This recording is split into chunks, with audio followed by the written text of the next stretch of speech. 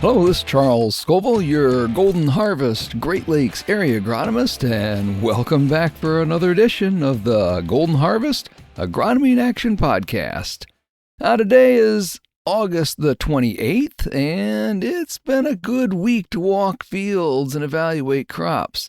Now, in general, the soybeans are looking above average, and the corn is looking a little tough in some areas and better in others. Drought and heat during pollination did seem to have really taken some of that top-end yields off of this year's corn crop. But, the most talked about subject continues to be the color of soybeans.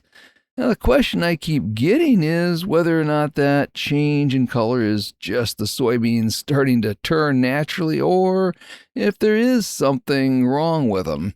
Now, from my travels, what I'm seeing is that in most cases, except for some really early planted, maybe early maturing varieties, most of the beans should still be nice and green this week. So, on this week's podcast, let's talk about one, a little deeper dive into spider mites, and let's answer some misconceptions about this annual pest. And secondly, we're going to talk about a kind of a more seldom seen soybean disease that was actually found this past week, stem canker. So grab your cup of coffee and let's talk agronomy. Now, first off, though we've talked about it some previously, I wanted to spend a little more time today talking about spider mites.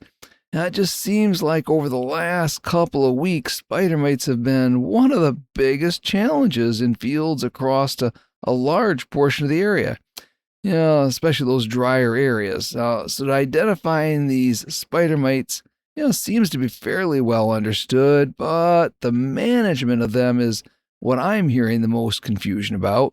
Now, the biggest questions are around whether or not the recent rains will have just, washed the mites off the plants. But the thing we need to understand about rains and mites is that, the rain doesn't just simply wash the mites off the plants. Now, don't get me wrong, the rains do help in controlling spider mites. But what happens is that the rains create moisture in the canopy. Now, when there's moisture in the canopy, a natural fungus starts to develop, which actually attacks the spider mites and kills them. So, if you're seeing that bronzing color that is so predominant where we have spider mite damage, the first thing you need to do is grab those plants, shake them over a white surface, and see if the mites are still alive. Now, for my travels this week, I've noticed that in pretty much every case, the mites were now dead. But if you do find live mites, let's get them sprayed. Now, the other question I'm getting is around why those plants that maybe had some early mite damage and maybe were sprayed, why they haven't turned back green again. In this case, what we need to understand is that spraying a miticide is not a Lazarus treatment. In other words, it's only going to stop the damage from getting worse. It's not really going to bring those plants back to life. And, as always, before making any spray applications to our crops, make sure that we're checking and following any pre-harvest intervals listed on those labels.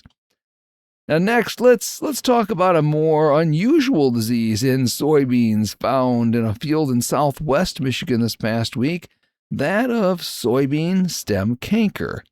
Now, what had happened is that I was called out for what was first thought to be a possible sighting of red crown rot. Upon investigation, though, we did find some spots on the lower stems, but they were more white than red.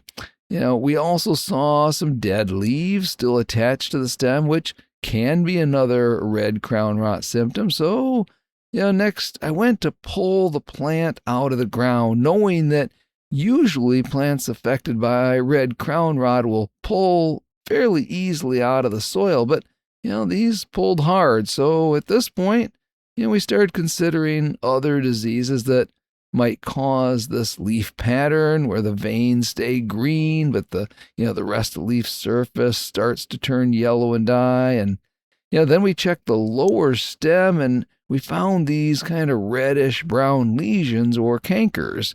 Now, this was kind of the telltale sign that we were dealing with stem canker. This also differs from Phytophthora because of the almost stark line between those dark lesions on the stem and then the green tissue next to it on the stem, while the root systems, they remain pretty healthy. So unfortunately, once you spot it, management really is all about prevention for next year because there really is no in-season fix once this fungus takes over. So solutions for next year, they're going to include things like 1, planting resistant varieties, 2, managing crop residue because the fungus survives on old soybean stubble. So we use tillage where practical to bury the residue or, even practicing proper crop rotation with non-host crops like corn or wheat. Thirdly, avoiding high seeding rates because overly dense plant canopies, they trap moisture and create a more humid microclimate that can increase the chance of getting this fungal disease. And fourth, making sure we're using a good fungicide on that seed because unfortunately, foliar fungicides, they just have limited success in controlling this one. So, to wrap up this week's episode, remember check out those spider mite infested fields prior to spraying your miticide. The recent rains may have been enough to encourage the fungus that kills mites naturally, but if you find them alive, get them sprayed. And secondly, not all yellow leaf symptoms are the same. Sometimes you even find a less common issue like stem canker we found this week. But most importantly is that you get out in your soybean fields and keep scouting. So, I want to thank you again for tuning in to this week's Golden Harvest Agronomy in Action podcast. Stay patient, stay safe, and I'll see you in the field.